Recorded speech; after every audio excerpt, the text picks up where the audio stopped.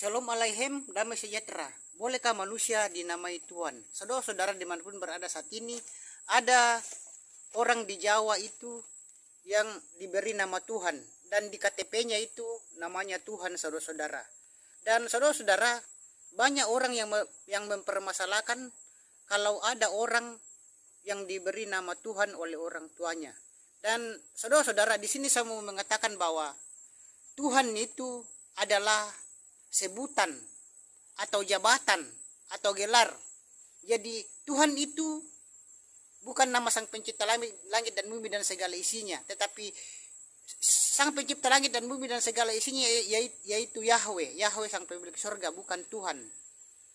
Karena Tuhan itu adalah jabatan daripada Yahweh atau gelar daripada Yahweh, saudara-saudara. Jadi manusia bernama Tuhan itu tidak jadi masalah, tidak perlu dipermasalahkan. Sekian, sampai jumpa. Shalom Aleichem, damai sejahtera. Bunyi 1 Yohanes 4 ayat 18. 1 Yohanes 4 ayat 18 berbunyi, di dalam kasih tidak ada ketakutan. Kasih yang sempurna melenyapkan ketakutan, sebab ketakutan mengandung hukuman. Dan barang siapa takut, ia tidak sempurna di dalam kasih. Itulah bunyi Yohanes 4 ayat 18, saudara-saudara. Jadi saudara-saudara, kita sebagai umat Islam Kristen dan Katolik, kita tidak boleh takut, saudara-saudara. Karena orang yang takut akan menghadapi penghukuman dari Tuhan. Dan orang yang takut itu tidak sempurna dalam kasih. Karena itu kita sebagai umat Tuhan, umat Bapa Yahweh, di dalam nama Yesus Masiah tidak boleh takut kepada setan atau hantu. Tidak boleh takut menghadapi kematian. Karena orang yang di dalam nama Tuhan, di dalam nama Yesus Masiah akan mendapat hidup yang kekal. Dan jangan takut melakukan kebaikan. Sekian, sampai jumpa. Shalom Aleichem, damai sejahtera. Apakah setan bisa membuat kita berdosa? Saudara-saudara, di sini saya memberitahukan bahwa setan itu tidak bisa membuat kita berdosa, saudara-saudara. Setan itu hanya merayu dan membujuk kita manusia dan memperdaya kita manusia agar kita berbuat dosa atau melakukan dosa. Dan saudara-saudara, dosa itu disebabkan oleh keputusan dari diri kita sendiri. Dan saudara-saudara, di dalam Yakobus 1 ayat 13 sampai 15 berbunyi, tiap orang itu dicobai oleh keinginannya sendiri. Dan saudara-saudara, setan itu hanya dapat menggoda Hawa. Setan menggoda Hawa di Taman Eden. Tapi Hawa lah yang memutuskan untuk berbuat dosa. Jadi keputusan untuk berbuat dosa itu ada di tangan Hawa, saudara-saudara. Jadi janganlah menyalahkan setan, saudara-saudara, karena keputusan untuk berbuat dosa ada di diri kita. Sekian, sampai jumpa. Shalom Aleichem, damai sejahtera. 12 hal yang setan tidak bisa lakukan. 12 hal yang setan tidak bisa lakukan. Yang pertama adalah setan tidak bisa membuat kita berdosa. Yang kedua adalah setan tidak bisa membuat kita takut akan kematian. Yang ketiga, setan tidak dapat mengambil kekuatan rohani kita. Yang keempat, setan tidak dapat mengganggu kita apabila kita bertindak mengusirnya. Yang kelima, setan tidak dapat mengontrol kita. Yang keenam, setan tidak maha hadir. Dan yang ketujuh, setan tidak maha tahu. Yang kedelapan, setan tidak dapat memberi kebahagiaan. Yang kesembilan, setan tidak dapat melakukan sesuatu tanpa izin Tuhan. Yang ke-10, setan tidak dapat mencuri iman kita. Yang ke-11, setan tidak dapat menghancurkan masa depan kita. Dan yang ke-12, yang terakhir, setan tidak bisa menang. Itulah 12 hal yang setan tidak bisa lakukan. Sekian, sampai jumpa. Bapak yang memberkati. Shalom Aleichem, damai sejahtera. Haruskah kita menyalahkan setan apabila kita berdosa? Saudara-saudara, apabila kita melakukan dosa, saudara-saudara, janganlah kita menyalahkan setan atau iblis, saudara-saudara. Mungkin kalau kita berbuat dosa, mungkin kita berpendapat, saya melakukan dosa ini karena setan yang ada di dalam hati dan pikiran saya, atau setan yang selalu menggoda atau merayu saya sehingga saya melakukan dosa. Saudara-saudara, di sini saya mau mengatakan bahwa janganlah kita menyalahkan setan apabila kita melakukan dosa, karena setan itu hanya dapat menggoda dan merayu kita untuk melakukan dosa, saudara-saudara. Tetapi keputusan untuk melakukan dosa itu ada di diri kita sendiri. Karena itu kuatkanlah iman kita kepada Bapa Yahweh supaya kita tidak melakukan dosa. Sekian, sampai jumpa. Shalom Aleichem, damai sejahtera. Bolehkah manusia dinamai Tuhan? Saudara-saudara dimanapun berada saat ini, ada orang di Jawa itu yang diberi nama Tuhan, dan di KTP-nya itu namanya Tuhan, saudara-saudara. Dan saudara-saudara, banyak orang yang mempermasalahkan kalau ada orang yang diberi nama Tuhan oleh orang tuanya. Dan saudara-saudara, di sini saya mau mengatakan bahwa Tuhan itu adalah sebutan atau jabatan atau gelar. Jadi Tuhan itu bukan nama Sang Pencipta langit dan bumi dan segala isinya, tetapi Sang Pencipta langit dan bumi dan segala isinya yaitu Yahweh. Yahweh Sang Pemilik surga, bukan Tuhan. Karena Tuhan itu adalah jabatan daripada Yahweh atau gelar daripada Yahweh, saudara-saudara. Jadi manusia bernama Tuhan itu tidak jadi masalah, tidak perlu dipermasalahkan. Sekian, sampai jumpa. Shalom Aleichem, damai sejahtera. Tuhan bernama Tuhan. Saudara-saudara, Tuhan itu adalah sebutan. Kenapa bisa jadi nama? Tuhan bernama Tuhan berarti ada Tuhan yang bernama Tuhan. Huruf besar semua, saudara-saudara. Jadi Tuhan yang mana, saudara-saudara? Dan kemudian Allah yang mana? Dan siapakah Allah itu sesungguhnya? Kita jadi bingung kan, saudara-saudara. Dan kalau kita mau belajar, pasti temukan kejanggalan yang terjadi.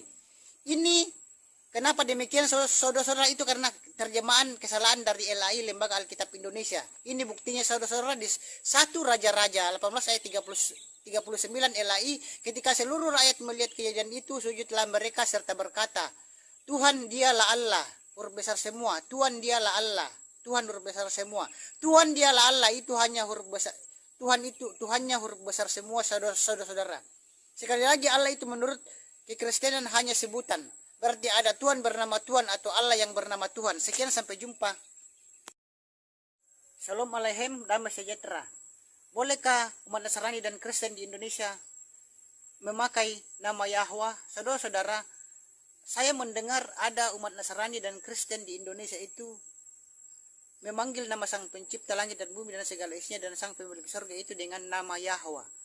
Saudara-saudara, di sini saya mau mengatakan bahwa yang memakai nama Yahweh itu adalah orang Kristen Arab, karena orang Kristen Arab itu tidak mengenal huruf hidup. Jadi mereka menyebut nama Yahweh itu dengan Yahweh. Jadi kita orang Nasrani dan Kristen di Indonesia jangan ikut-ikutan menyebut nama Yahweh. Karena kita orang Indonesia mengenal huruf hidup. Jadi kita harus menyebut nama Sang Pencipta itu dengan Yahweh, bukan Yahweh. Jangan kita ikut-ikutan orang Arab yang menyebut nama Yahweh. Sekian, sampai jumpa. Bapak Yahweh memberkati. Shalom Aleichem, damai sejahtera. Apakah Allah itu dari Al-Ilah? Saudara-saudara, Allah itu bukan dari Al-Ilah, saudara-saudara. Dan orang Nasrani dan Kristen di Indonesia itu ada yang berpendapat bahwa Allah itu dari Al-Ilah. Padahal Allah itu bukan berasal dari Al-Ilah. Dan Allah itu, saudara-saudara, adalah nama sesembahan atau nama Tuhan umat Islam. Dan sebelum Islam lahir, saudara-saudara, Allah itu merupakan salah satu di antara 360 dewa suku Quraisy sebelum Islam ada. Dan dapat kita lihat di buku, saudara-saudara, di buku yang berjudul Jerusalem Countdown, yang juga di buku Islam in the Jews. Dan kita bisa lihat juga di buku Passing Over, dan masih banyak buku-buku yang lainnya yang mengatakan bahwa Allah itu nama dewa atau sesembahan. Sekian, sampai jumpa.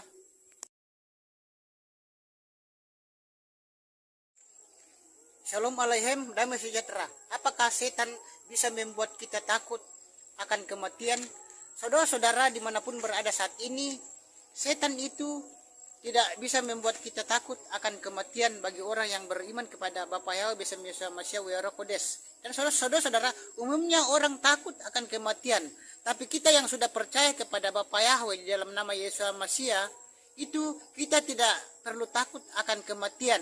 Sebab mati adalah keuntungan.